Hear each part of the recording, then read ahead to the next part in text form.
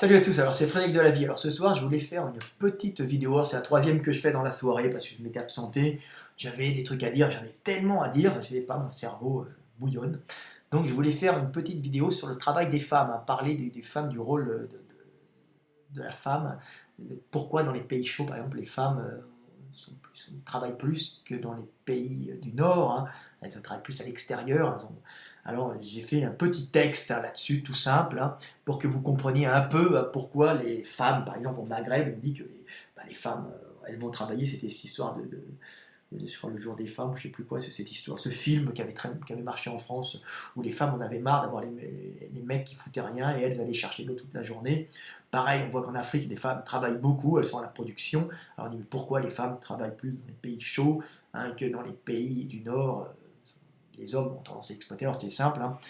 J'ai fait un petit texte sur le travail des femmes, alors j'ai dit, c'est climatique, hein, tout simplement, et il ne faut pas chercher plus loin, il ne faut pas chercher de la bêtise, de la méchanceté, un côté primitif. C'est surtout que les gens sont adaptés à des climats, et qu'en fin de compte, les peuples choisissent les choses les plus simples pour survivre, hein. C'est le climat et la géographie qui fait l'homme, et pas le désir de l'homme de faire quelque chose, de faire ci ou ça, hein. On est vraiment... pas victime, mais on réagit en fonction de notre climat, de notre milieu, de notre géographie, hein. On est les enfants du climat. Il faut vraiment relativiser tout ça et comprendre que nos décisions sont rares, nos décisions réelles sur les choses, et qu'on est souvent emporté par les obligations, par le besoin de survivre, hein. C'est l'obligation qui fait qu'on va faire tel ou tel acte. Donc voilà un petit texte, et je l'avais fait sur le travail des femmes. Alors je mets, dans les pays chauds, la femme a toujours travaillé à l'extérieur, car le climat s'y prête.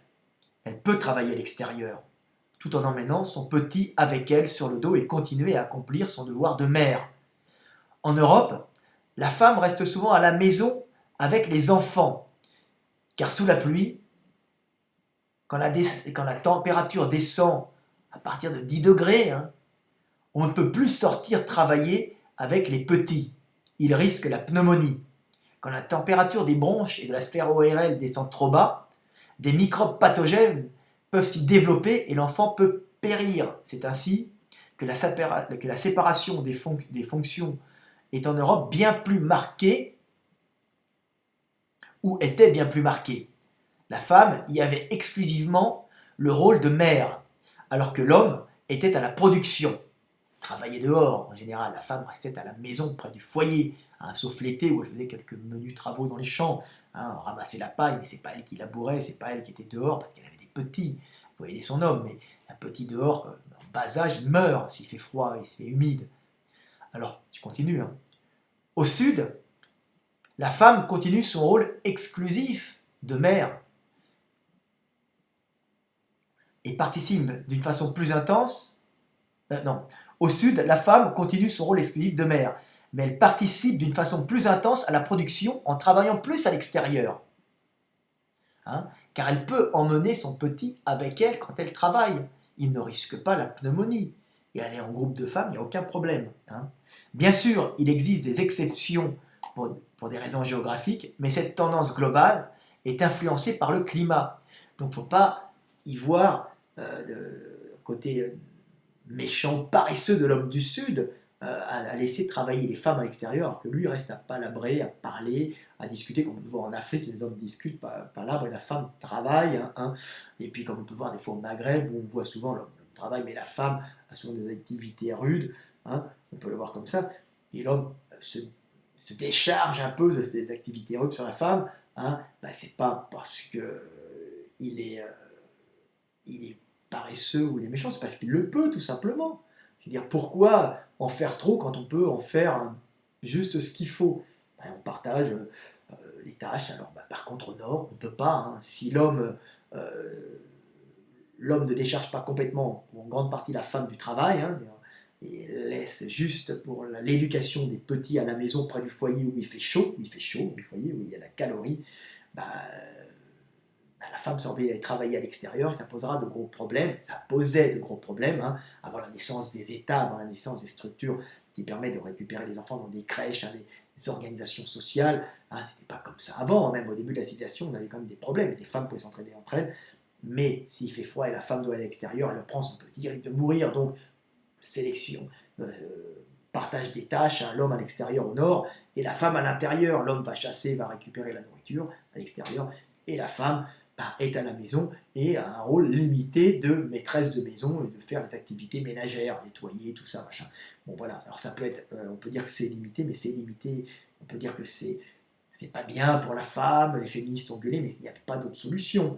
Hein, c'est parce que dehors il fait froid et un bébé ça meurt, c'est une question de physique, les bactéries se développent à partir, hein, d'un niveau d'humidité, d'un niveau de température inférieur à telle chose. Hein. C'est-à-dire quand il fait très froid, les bactéries ne se développent pas, hein, mais entre 10 degrés dehors et je sais pas, 8 degrés ou 5 degrés, hein, et ben vous avez les hécatombes. On sait bien que c'est en intersaison qu'on attrape des bronchites et des pneumonies parce que c'est les températures de développement des bactéries. Hein. S'il fait très chaud, hein, certaines bactéries, surtout les grippes, tout ça, les bactéries de la zone ORL, en général, vont moins se développer. Il va y avoir d'autres bactéries, style les bactéries, les moisissures qui vont rentrer, les moisissures, les mycoses qui vont faire des portes d'entrée chaud humide, par exemple à toutes sortes de microbes. Hein. La mycose va abîmer la peau, c'est chaud humide, c'est un champignon qui va pousser. Quand il fait chaud, on a humide, on a d'autres maladies, hein.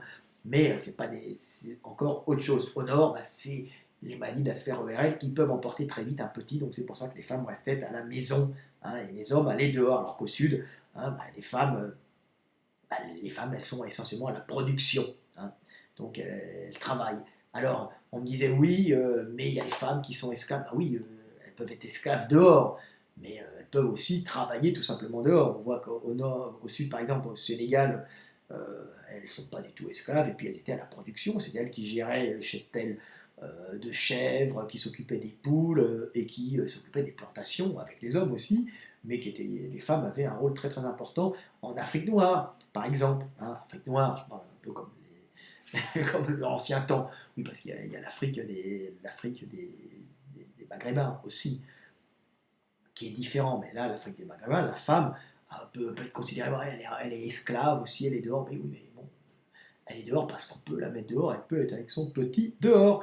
Voilà les rôles des femmes, pourquoi les femmes travaillent plus, pourquoi des fois elles sont utilisées comme des ânes, des fois on dira, on trouve qu'elles bossent trop, c'est honteux, on les fait travailler de trop. Bah, c'est parce qu'on peut les faire travailler trop, et sans qu'il y ait les petits qui meurent. Et au nord, on les fait travailler moins, parce qu'autrement, elles emportent leurs petits comme dehors, et puis les petits vont mourir, c'est tout, parce qu'il y a des bactéries qui se développent, surtout celles de la sphère ORL, à partir d'une certaine température. Donc vous voyez un peu différence entre le sud, différence entre le nord dans la mentalité. Hein, alors on m'avait répondu, c'est quand même vite un raccourci, les conditions de travail des femmes dans les pays subtropicaux. Il existe beaucoup d'ethnies matriarcales, mais aussi des pays musulmans où la femme est une esclave. Alors bon, elle n'est pas une esclave, elle travaille beaucoup parce qu'elle peut travailler, effectivement. Les hommes en font moins. Oui, la nature étant économe, pourquoi en faire plus quand on peut en faire moins? euh, c'est une, c'est terriblement humain, quoi, si vous voulez. Hein. Et au nord, si les hommes bossent beaucoup, c'est parce que s'ils avaient bossé moins, leurs petits seraient morts, hein, parce que les femmes auraient dû aller bosser, chercher la nourriture à l'extérieur. Donc vous voyez, tout est une question de calories, tout est une question de survie. Et si ça fonctionnait comme ça, c'est que ça marchait. Donc voilà, moi j'ai répondu ce que je dis que ce que tu dis, ça correspond à ce que je dis. Hein. Tu ne travailles jamais dehors avec les petits en bas âge, il fait froid humide, tu vas les tuer. Par contre, tu peux les emmener avec toi sous des climats chauds, esclaves ou pas. Voilà. Donc voilà, c'est à peu près tout euh, sur la femme, sur le rôle de la femme, le rôle de l'homme. Petit aparté sur l'intelligence de la femme, l'intelligence de l'homme, les réussites aux tests de QI, plutôt on va dire aux tests spatiaux de repérage spatial. Hein, on s'aperçoit qu'au sud, en général, les femmes, au sud, en Afrique, les africaines, afrodescendants essentiellement, ont de meilleurs tests, de meilleures réponses aux tests de perception spatiale. Hein, un objet dans l'espace, reconnaître un objet dans plusieurs dimensions, retourner dans plusieurs sens, deux objets différents avec des variations. Les femmes les femmes africaines ont une meilleure perception spatiale, donc elles doivent mieux lire, les femmes africaines, mieux lire les cartes que les femmes européennes. Hein. Pour quelle raison? Pour quelle raison? C'est qu'elles travaillaient à l'extérieur, que les femmes européennes étaient confinées près du foyer où il faisait chaud pour pas que les petits meurent de pneumonie. Donc voilà, on voyait que même ça joue sur les tests de QI, où à certains niveaux, les femmes africaines peuvent avoir un meilleur rendement que les hommes européens, que les femmes européennes. Donc les hommes européens, eux, ont un meilleur rendement que les hommes africains, parce que c'est eux qui sont entièrement à l'extérieur à la production, alors que l'homme africain, lui, il a en plus le fait d'être dans un pays africain, dans un pays chaud et humide, hein, Afrique noire, entre guillemets, Afrique subsaharienne, un fait qu'ils n'ont pas à générer une pensée future. Ils pensent au futur bien sûr, mais pas autant que l'angoissé d'Européen qui est obligé de prévoir l'avenir pour ne pas mourir l'hiver. Hein. On a, nous, les Européens, encore différents, mais c'est encore différent, c'est un autre sujet. Voilà, c'était à peu près tout. Donc, qu'est-ce que je voulais dire? Oui, bon, après, on dit que le rôle de l'homme, à cause de ce climat, a quand même relativement changé. On s'aperçoit que en Afrique, l'homme est entre guillemets plus féminin, pas dans son physique, il passe dans son attitude, mais dans son rôle social où il est plus à la production. Hein, il est juste il est moins à la production que la femme qui elle est essentiellement à la production, alors que chez nous c'est l'homme qui gère la production, hein, qui fait la production et la gestion, hein, alors que la femme s'occupe de la production et de la gestion d'une façon beaucoup plus intense en Afrique.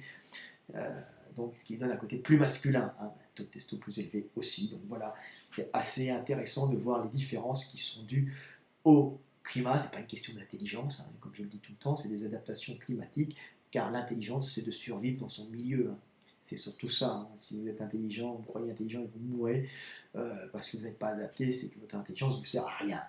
Donc voilà à peu près tout. Alors c'est pour ça qu'on voit souvent les Africains palabrer, hein. Ils discutent entre eux, ils palabrent, ils discutent beaucoup, hein. Même au Maghreb encore, hein. On voit des hommes qui parlent beaucoup entre eux, hein. Ils parlent blablabla, blablabla, hein. C'est ce qu'on appelle le palabre. Hein. Alors qu'en Europe, on parle beaucoup moins, on agit plus, hein. On est plus en organisation sociale complexe pour construire, bâtir pour se protéger de l'hiver. Alors qu'en Afrique, on est dans le palabre parce qu'on n'a pas à se protéger d'un climat, euh, comment dire, un climat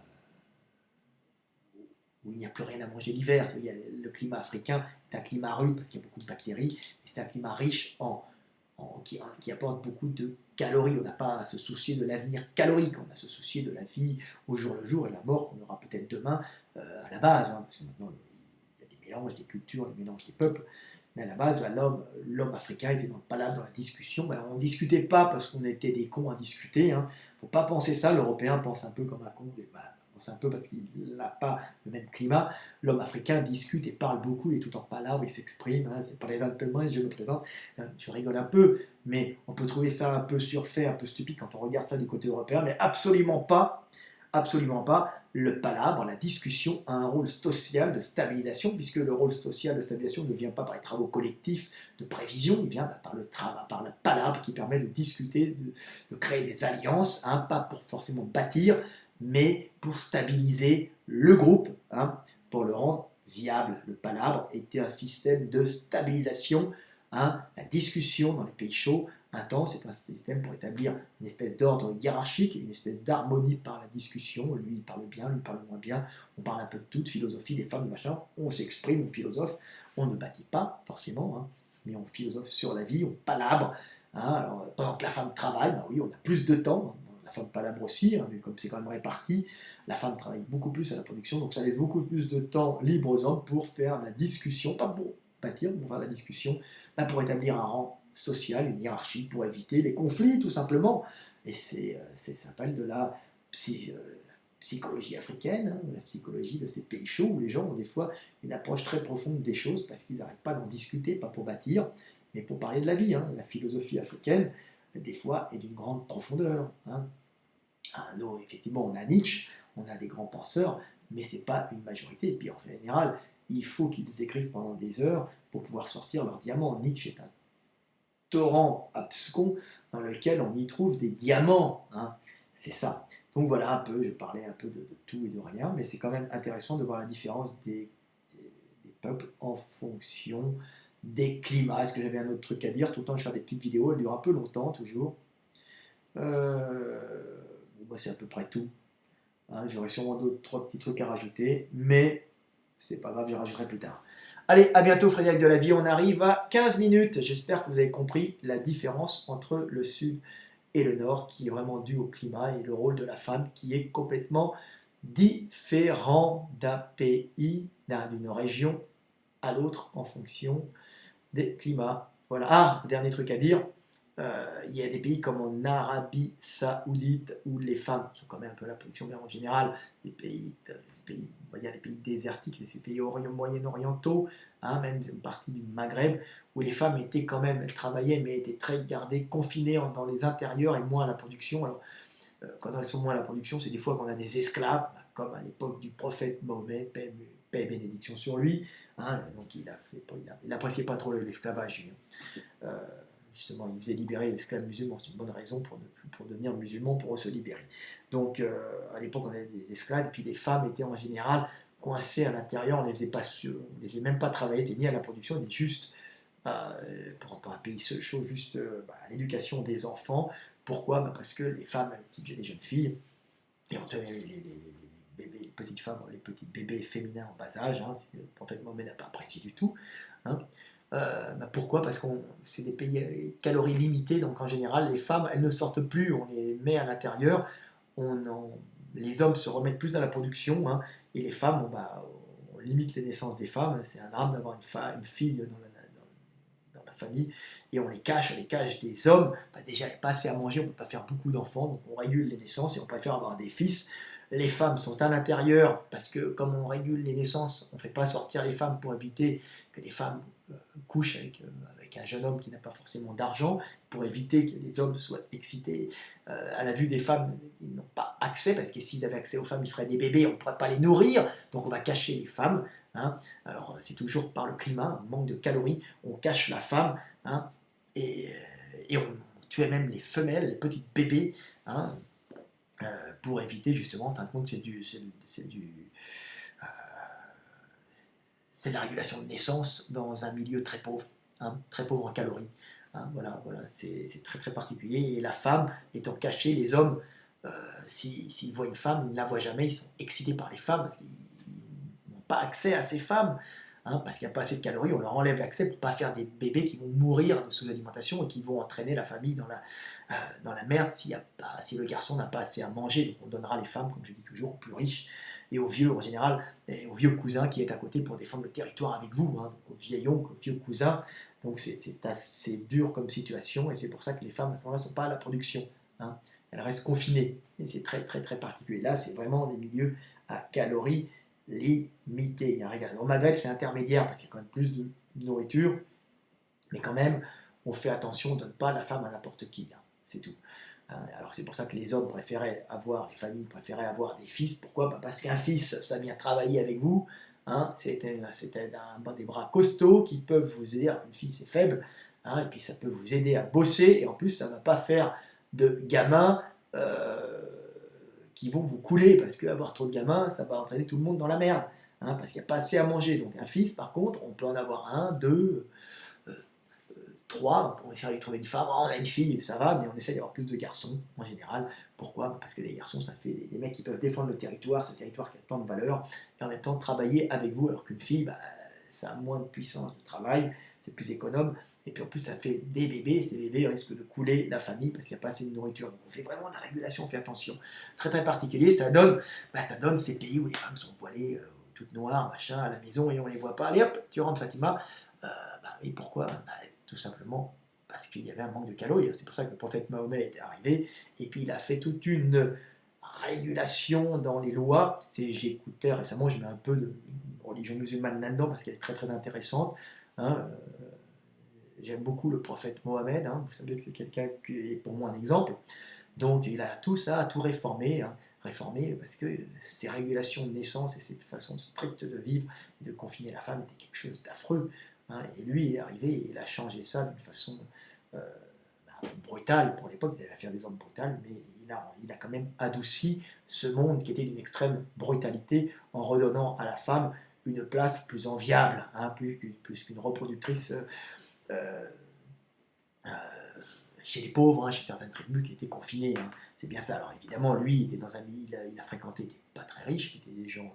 Il a eu une femme plus vieille que lui au début, qui avait un certain niveau social, mais on voyait que chez les pauvres, que chez le petit peuple, entre guillemets, hein, chez les gens pauvres, il y avait des régulations drastiques et que les naissances, et qu'il tuait même les filles, on les enterrait. Hein. Il le dit, donc il dit, mais qu'est-ce que vous faites?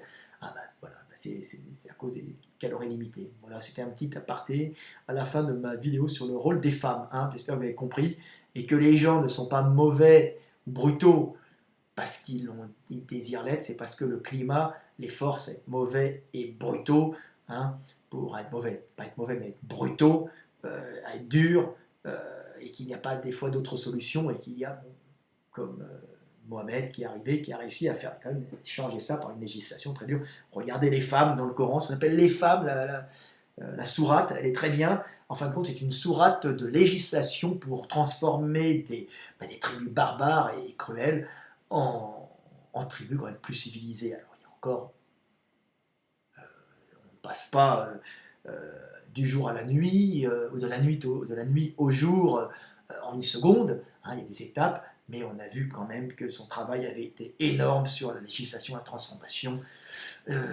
des cœurs et des esprits de cette région. Allez, c'était Fred de la Vie, à bientôt, 21 minutes.